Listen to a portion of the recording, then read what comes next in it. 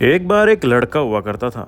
उसकी लाइफ में इतनी परेशानी थी कि वो हमेशा परेशान ही रहता था। पर उसके साथ ऐसा कुछ हुआ कि उसकी सारी परेशानियां एक ही झटके में खत्म हो गई। पर उसके साथ ऐसा क्या हुआ वो जानने से पहले आ जाओ पहले उसकी परेशानियां गिन लेते हैं। उस लड़के ने अभी अभी कॉलेज पास आउट किया था, पर लेकिन उसकी कुछ सब्जेक्ट्स में सप्ली फंसी हुई थी। मतलब कुछ पेपर क्लियर नहीं हुए थे। पहले तो वो 2-4 साल बेरोजगार घूमता रहा, लेकिन फिर घर वालों ने बोला कि भाई कुछ कर ले, तो उसने एक नौकरी ज्वाइन कर ली जिसमें भी वो खुश नहीं था। मिडिल क्लास से होने के कारण वही एक नॉर्मल पैसों का रोना तो रहता ही है। वो लड़का एक बिजनेस स्टार्ट करना चाहता था, लेकिन उसने कभी किया ही नहीं। शायद सोचता होगा कि कोई चला चलाया बिजनेस उसकी गोद में डाल के चला जाएगा, पर अफसोस ऐसा भी कभी नहीं हुआ। मतलब जिंदगी में अभी तक कुछ उखाड़ा नहीं था, पर एटीट्यूड इतना ऊपर रखा हुआ था कि आसमान भी छोटा पड़ जाएगा। उसे सिग्मा मेल वाली बीमारी थी।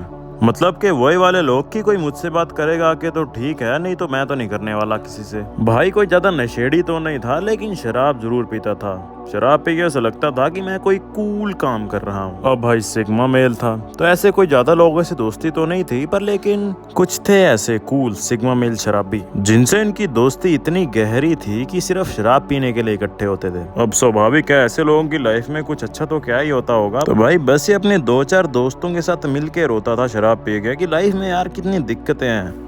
पर अभी उसके साथ कुछ ऐसा होने वाला था जिससे उसकी सारी दिक्कतें एक ही झटके में खत्म हो जाती।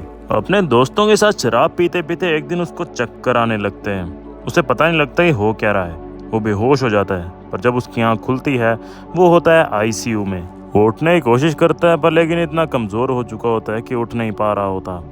डॉक्टर आते हैं, उससे वो पूछता है कि मुझे क्या हुआ है, तो वो कहता है कि आपकी दोनों किडनियां फेल हो चुकी हैं। वो डॉक्टर से पूछता है कि मैं कब तक ठीक हो जाऊंगा, मैंने अगले हफ्ते अपने दोस्तों के साथ घूमने जाना था। डॉक्टर बोलता है कि दोस्तों के साथ?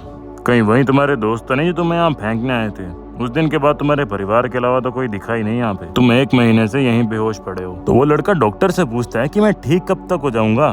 तो डॉक्टर जवाब देता है कि शायद तुम समझे नहीं, तुम कॉलेज के पेपरों में फेल नहीं हुए हो, तुम्हारी तो किडनियां फेल हुई हैं, ये ठीक नहीं होती। कोई तुम्हें एक किडनी डोनेट कर देगा तो ठीक है, नहीं तो भगवान का नाम लो बस। अब उसके बाद से कुछ अजीब होता है।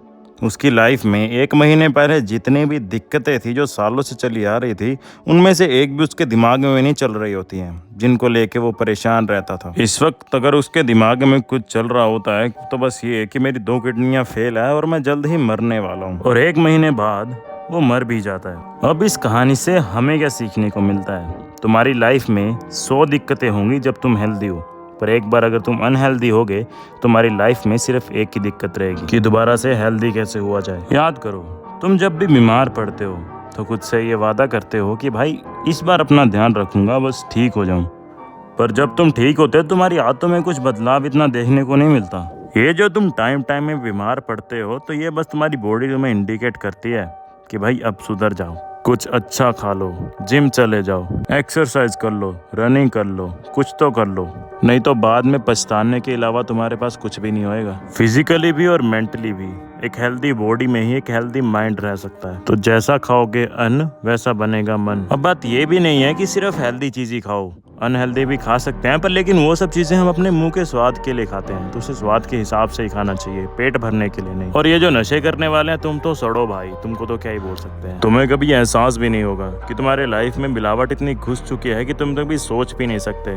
तुम्हारे घर में आने वाली 60% चीजें नकली होती हैं। कंपनीज हेल्दी हेल्दी बोल के तुम्हें शुगर और केमिकल्स पैक करके दे देती है। ऐसे में तुम इन्हें कंज्यूम करके सोचते हो कि मैं तो बहुत हेल्दी लाइफस्टाइल जी रहा हूँ। तो छोड़ो कुछ भी मत, बस कुछ हेल्दी चीजें अपनी डाइट में ऐड कर दो। अब मैं कोई डाइटिशियन नहीं हूँ जो तुम्हें बताएगा कि क्या खाना चाहिए क्या नहीं खाना चाहिए, खुद रिसर्च करोगे तो बढ़िया रहेगा। अब अगर ये बातें तुम्हें समझ आ रही हैं तो ठीक है, नहीं तो सवारी अपने सामान की खुद जिम्मेदार है।